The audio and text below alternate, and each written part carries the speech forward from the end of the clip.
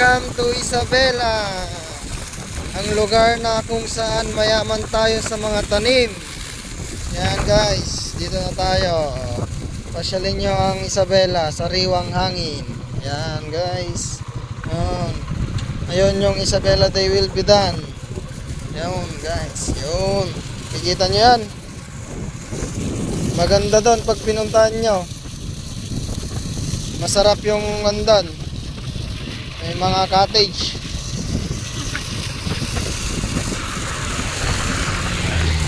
Yun.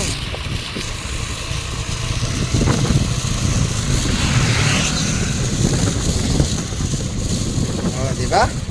Pasyalin nyo ang Isabela, madaming nature trip dito.